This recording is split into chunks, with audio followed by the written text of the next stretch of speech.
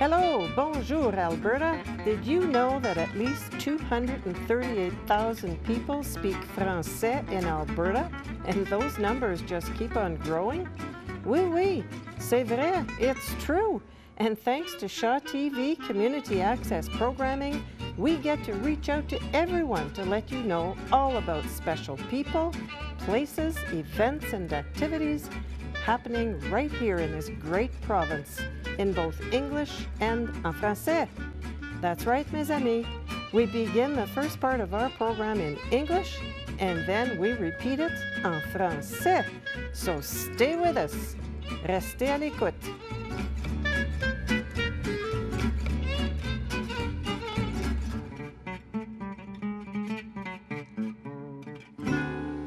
Welcome back to Hello, Bonjour, Alberta. I'm Marc Lalonde. And I'm Anne Boiteau.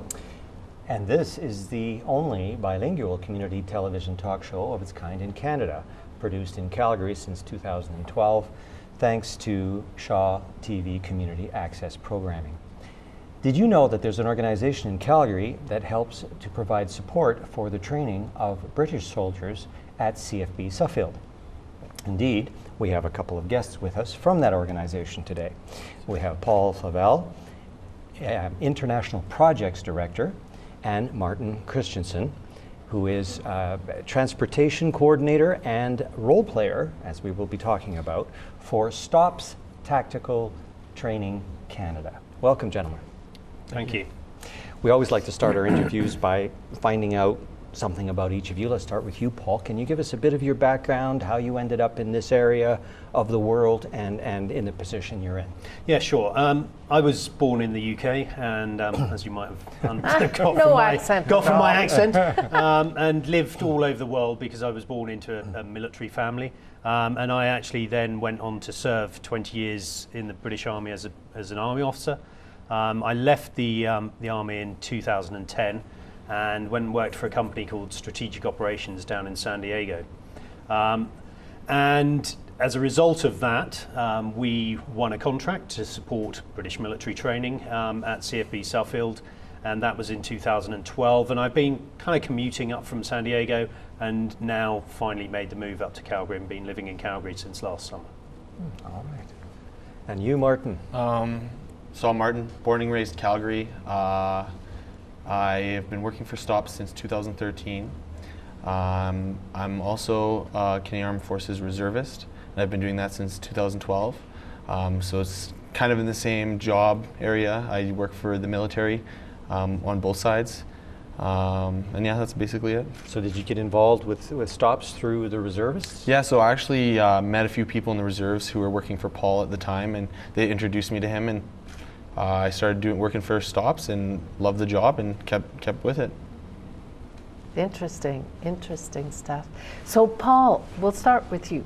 Tell us a little bit, because it's actually more specifically what you do, what you work with, is the BATIS project. Yeah, so a little bit of background to the company. I mean, Strategic Operations was formed in the year 2000 down in San Diego, and they provided this sort of service to the US military predominantly. And this is providing role players, medical special effects, pyrotechnic special effects, and props. Born out of the movie business, and Strategic Operations was a movie company to start off with. Then they set up a subsidiary company called STOPS Tactical Training Canada, which was there to service the Canadian market, and we won this contract in 2012 to support the British Army training in CFB Suffield. And more specifically BATIS, which is the acronym for the British Army Training Unit Suffield. And they've been training there since the 1950s, the British military, which might come as a surprise to some people, but at CFB Suffield. And essentially what happens there is this is the culmination of a soldier's 12-month training period. And they come to CFB Suffield as a formed battle group, which is about 1,000 soldiers with 200 plus armoured vehicles, all the supporting elements there, to train for a war rather than the war. So this is generalist training to practice their warfighting skills.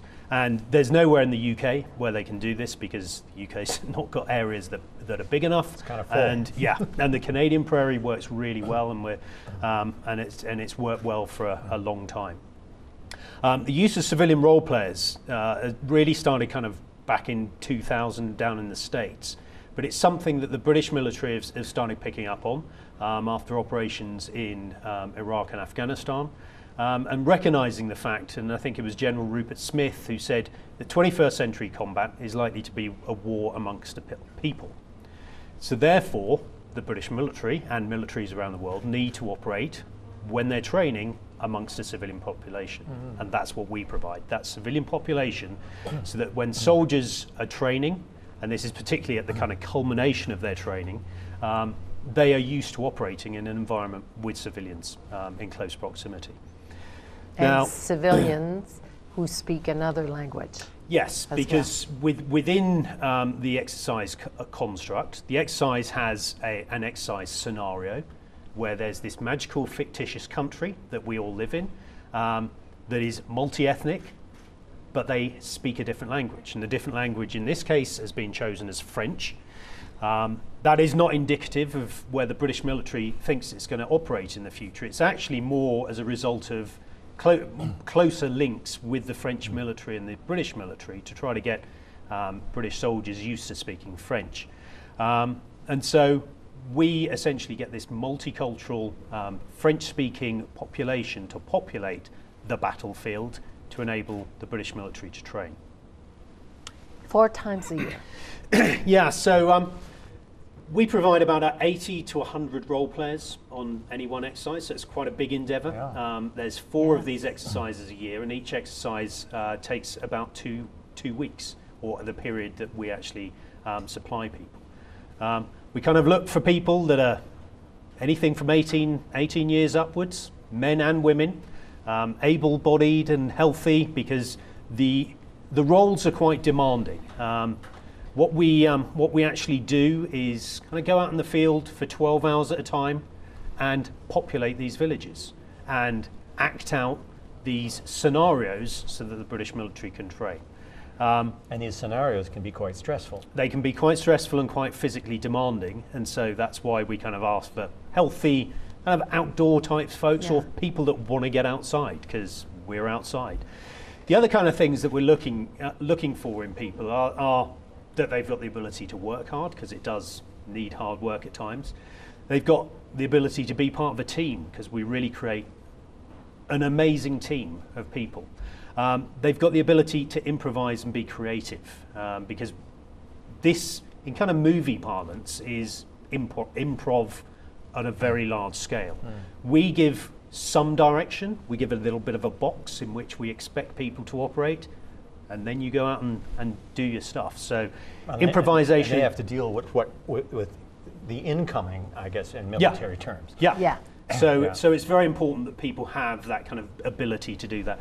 And also the ability to have fun, because there's a lot of fun to be had here, and we try to make sure to keep the team going, that people have fun in demanding conditions, and have a good sense of humour, because at times you really need to be able to have a laugh, because sometimes when it's raining and it's cold out there, actually being able to smile and have a laugh is very important. So can you give us examples of some of the roles? Yes, so some of the roles that we provide out there are key leaders, and they may be people such as village mayors, governors, doctors, nurses, then basic villagers, and everybody gets a role. So you could be a villager and you run the mechanic shop, you run the cafe, and then we have army and police, and we provide the army and the police of this fictitious country that we live in. We also have drivers to drive our vehicles, because we're completely self-contained when we're out there, and we have a fleet of vehicles that we drive around to act as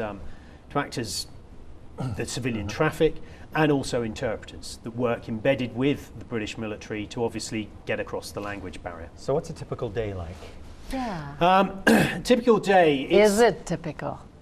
Yeah, it's very difficult to pick a difficult day. And Martin's going to talk in depth about this a little bit later. But just to give you a little bit of a feel, I mean, what we do, it's a 12-hour day. We go out to provide this pattern of life, which is essentially being civilians within a civilian village out in this fictitious country.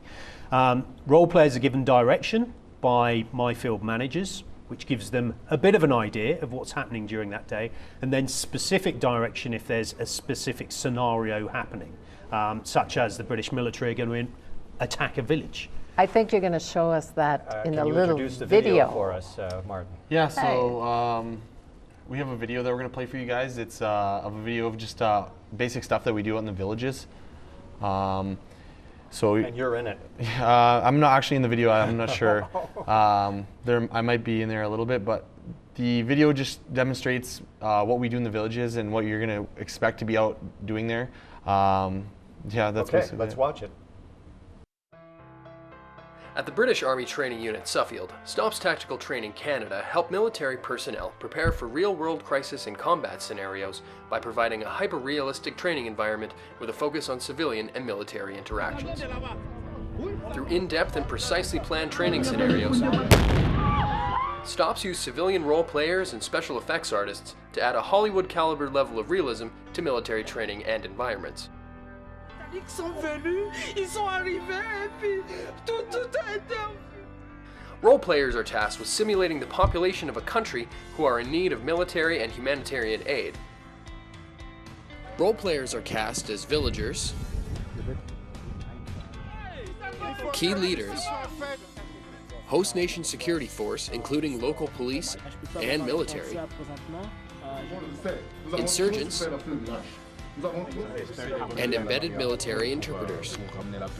By practicing and challenging the skills of the military while in a training environment, STOPS help ensure that when situations like these happen in the real world, soldiers and military personnel know how to react and help save lives. That looks Yes, very, I very think I would interesting. like to be a village Yeah. I can see you as the mayor. leader. Yeah, Maybe that the would be- mayor, that would be- that would be great, yeah. Yeah, so you are actively looking now for people to participate? Yeah, we are. We've got an ongoing casting activities going on, and essentially we never stop casting, but we're now looking for new people. For more information, please contact. We've got a couple of casting agents working for us, Sue or Christina, and you'll see the email address at the end of the show. Yeah. And we've actually got an information session coming up this week in Calgary at the Commons in the old Ramsey Centre at 1:30 on Saturday afternoon. So if you want to hear more information, and we've got lots more to tell you, then please come along and check it out. Oh, that sounds like great fun, gentlemen. Well, we're out of town. Thanks so much for joining us. On behalf of our team here at Hello Bonjour Alberta, thanks for watching, and we'll see you next time.